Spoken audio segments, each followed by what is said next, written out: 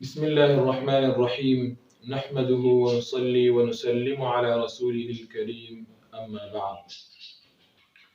محترم ناظرین، آج کل یہ ایک بڑا المیہ بن چکا ہے کہ آج کل کے مسلمان مؤمنان بندگان اپنے آپ کو مؤمن تو کہتے ہیں، یعنی کلمہ پڑھنے کا دعوت تو کرتے ہیں، لیکن کلمہ پڑھنے کے بعد جو پہلا امر اور پہلا حکم اس مؤمن کی طرف متوجہ ہوتا ہے جو کہ نماز ہے، اس کا خیال نہیں رکھتے۔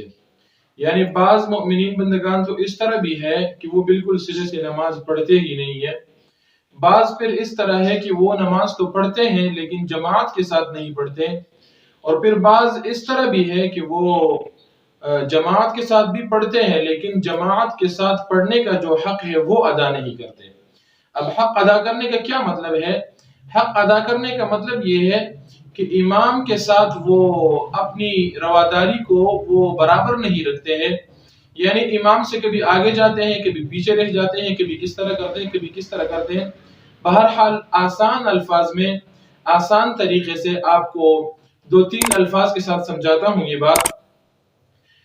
اس طرح جب امام کے ساتھ بھی نماز پڑھ رہا ہو تو اس کی تین حالتیں، تین صورتیں بن سکتی ہیں۔ سب سے پہلی صورت یہ مدابرت کی۔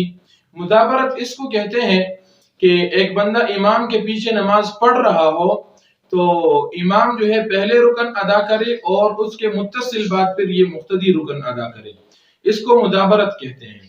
اس کے بعد دوسرے نمبر پر مقارنت ہوتا ہے۔ مقارنت اس کو کہتے ہیں کہ امام کے ساتھ ایک بندہ نماز پڑھ رہا ہو اور امام کی ادائیگی کے ساتھ ساتھ یہ مقتدی بھی ساتھ ساتھ لگا ہوا ہو، یعنی امام جب رکن ادا کر رہا ہو تو یہ مقتدی بھی اسی کے ساتھ ساتھ رکن ادا کرے۔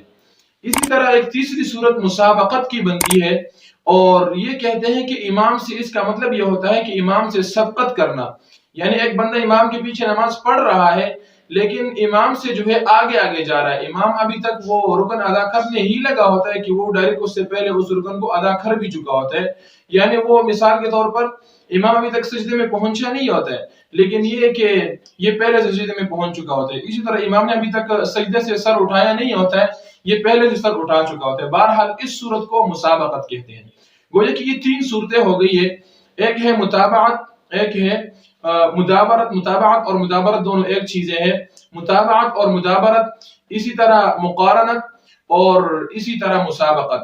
تو ان تین صورتوں میں پہلی جو دو صورتیں ہیں یعنی مدابرت یا متابعت کی، اسی طرح دوسری صورت مقارنت کی، یہ دونوں صورتیں جائز ہیں، اور ان دونوں صورتوں کے جواز میں پھر جو فتویٰ راجح قول جو ہے وہ مقارنت پر ہے۔ یعنی مطلب یہ ہوا جب کوئی آدمی امام کے ساتھ نماز پڑھ رہا ہو تو اس کو چاہیے کہ امام کے ساتھ مقارن رہے، ساتھ ساتھ جڑا جڑا رہے، یعنی جب امام رکن ادا کرتا رہے تو یہ بھی ساتھ ساتھ اکٹھے ادا کرتا رہے۔ لیکن اس کے ساتھ ساتھ اگر کوئی اکٹھے ادا نہیں کرتا بلکہ مدابرت یعنی اس کے متصل بعد ادا کرتا ہے، امام رکن ادا کر لیتا ہے، اس کے متصل بعد پھر وہ رکن ادا کر لیتا ہے، تو یہ صورت بھی جائز ہے، لیکن بہتر اور راجح یہی ہے کہ امام کے ساتھ ساتھ رہے اور امام جس طرح رکن ادا کرے تو یہ بھی اسی کے ساتھ رکن ادا کرے۔ لیکن اس کے برعکس تیسری صورت جو ہے وہ مسابقت کی، یعنی کہ امام سے سبقت کرنا، آگے نکل جانا، یہ بالاتفاق ناجائز ہے، اور احادیث میں جو ہے اس کے بارے میں بہت سخت وعید وارد ہوئی ہے۔ اللہ تعالی ہمیں کما حقہ نماز ادا کرنے کی توفیق عطا فرمائے۔ وآخر دعوانا ان الحمد للہ رب العالمین۔